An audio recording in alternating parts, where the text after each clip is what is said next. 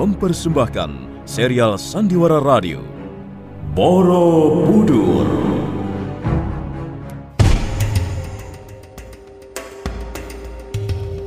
Dibutuhkan waktu hampir separuh hari untuk menaikkan batu yang nantinya akan dipergunakan sebagai bahan stupa agung ke atas gerobak. Gerobak itu akan ditarik 12 ekor sapi pilihan.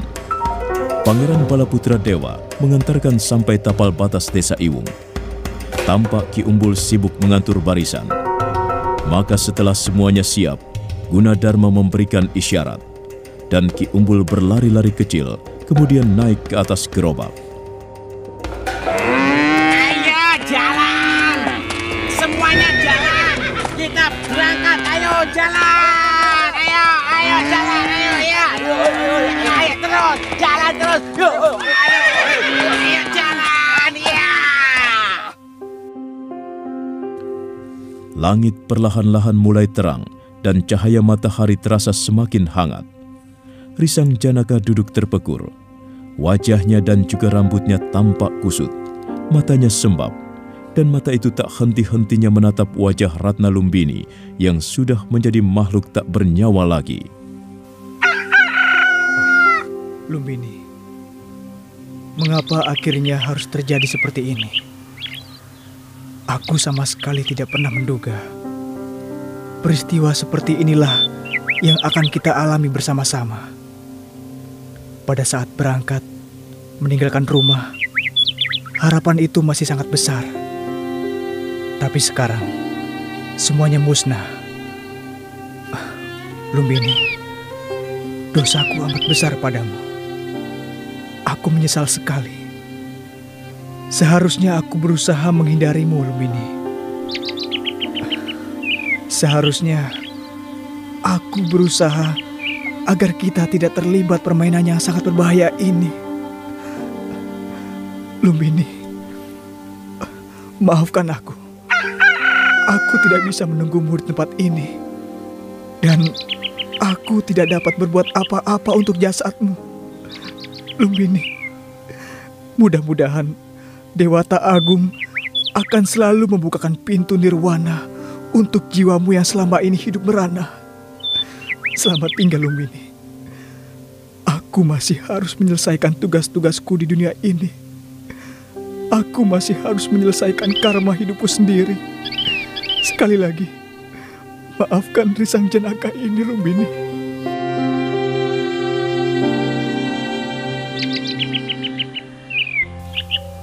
Lihat Kakang Langgali, lihat. Nini Lumbini ada di sini. Wah, benar Kakang. Di sini rupanya mereka bersembunyi. Di mana si keparat Risang Janaka itu? Mungkin dia kabur, Kang. Dasar laki-laki pengecut. Dia tidak berani mempertanggungjawabkan perbuatannya. Coba kau periksa Nini Lumbini. Apakah kira-kira dia itu masih bisa diselamatkan? Tapi Kang, apa? Sepertinya apa? Nini Lumbini sudah tidak bernyawa lagi, Kang. Lihat, nafasnya tidak turun naik lagi, Kang. Iya benar, Kang. Nini Lumbini sudah mati, Kang. Keparat. Perbuatan siapa ini? Lihat, Kang. Ada sebuah luka yang cukup parah di bagian punggungnya, Kang. Sepertinya kena anak panah. Lalu dicabut. Lalu lukanya bertambah parah. Dagingnya sudah agak membusuk, Kang. Keadaan kita semakin repot. Kita mendapat kesulitan yang cukup besar. Apa yang harus kukatakan pada Tuan Kubu Sutarai? Pasti beliau akan murka sekali. Tapi Kang, ini kan bukan perbuatan kita, Kang. Iya, Kang. Pokoknya Kakang Langgali tidak perlu takut. Ceritakan saja apa adanya, bahwa kita datang pada saat Nini Lumbini sudah tidak bernyawa lagi. Dasar goblok. Kalian tahu, tidak semudah itu bicara dengan seorang pejabat kerajaan. Kita itu harus memberikan laporan terperinci. Ini bukan perkara main-main. Ini adalah tanggung jawab kita. Kenyataannya, Nini Lumbini itu tewas. Ada luka menganga di bagian punggungnya. Luka bekas kena anak panah. Lalu, siapa yang melepaskan anak panah itu? Nah, itu tugas kita. Orang itu yang harus kita cari.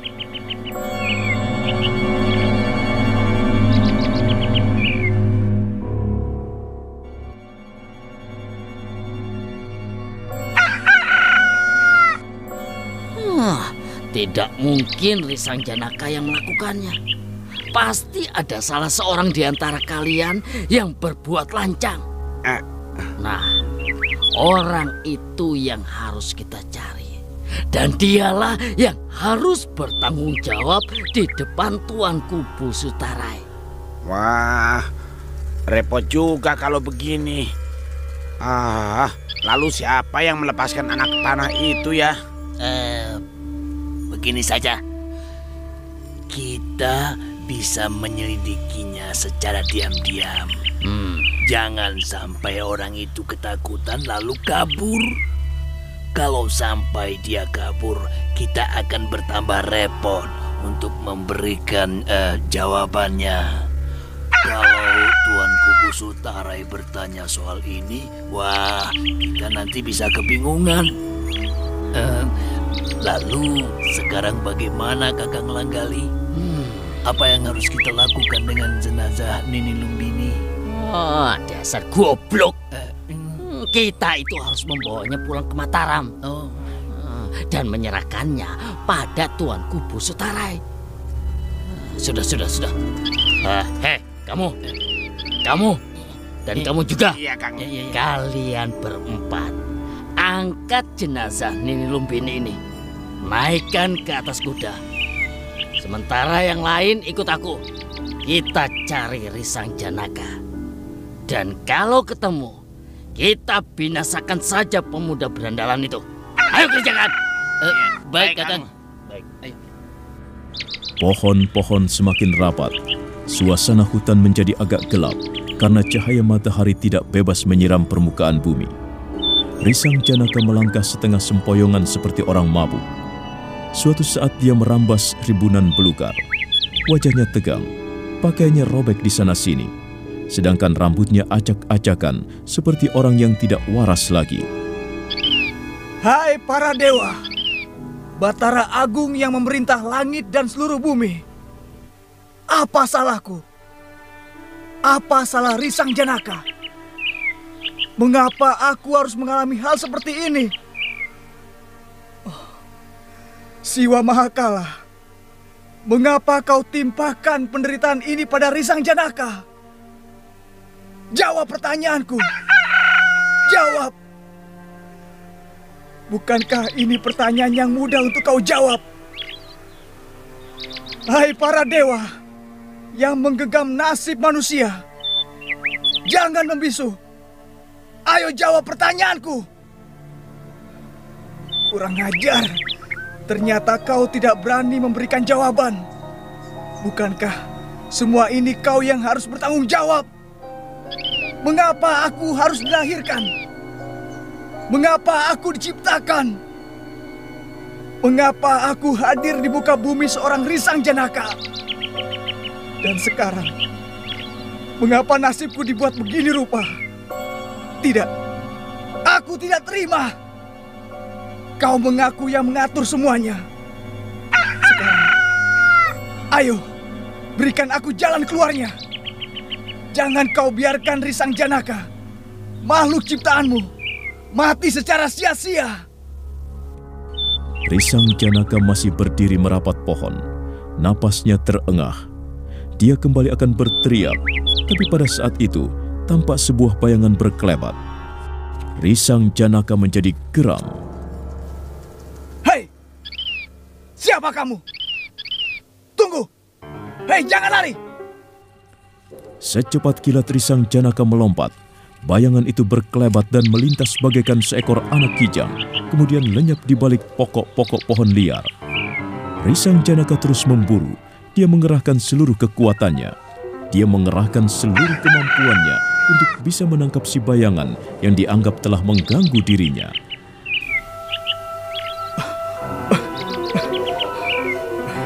Keparat, setan alas. Larinya cepat sekali. Tapi aku yakin, dia bersembunyi di sekitar tempat ini. Nah, pasti dia di situ. Awas kamu. Kalau sampai tertangkap, akan kukuliti kepalamu. Jangan dikira aku tidak tahu. Dan sekarang, Risang Janaka tidak takut apa-apa lagi. Sekalipun kau seorang pendekar, akan kulawan habis-habisan. Boleh kita bertarung sampai salah seorang di antara kita binasa. Risang Janaka melangkah berjingkat-jingkat, menghampiri pucuk pohon-pohon semak liar yang bergerak-gerak. Matanya mendelik dan napasnya masih terengah. Kemudian perlahan-lahan tangan kanannya bergerak, menyingkap semak-semak liar tersebut. Dan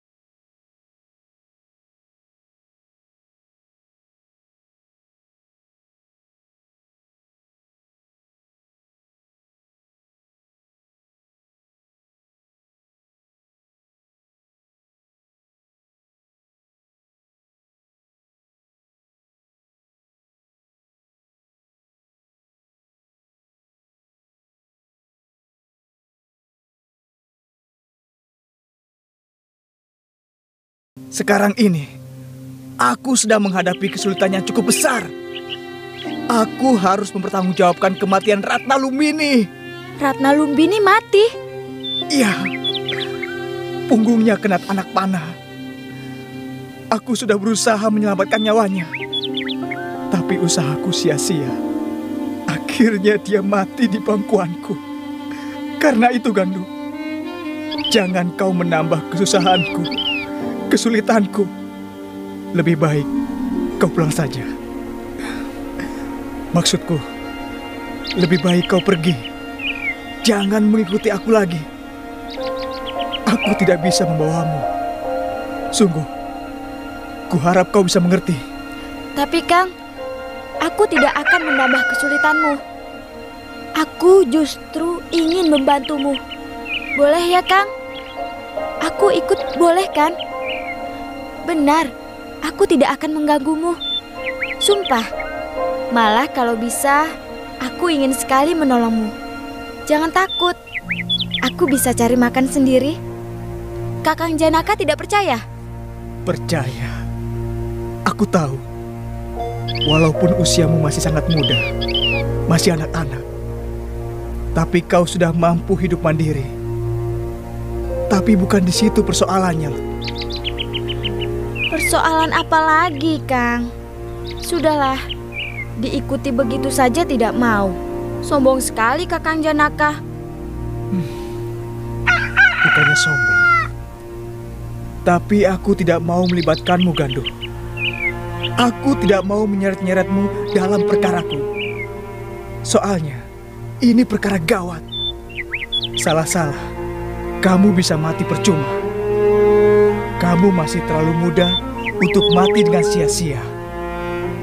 Kalau aku lain soal, aku justru sekarang ini sudah pasrah.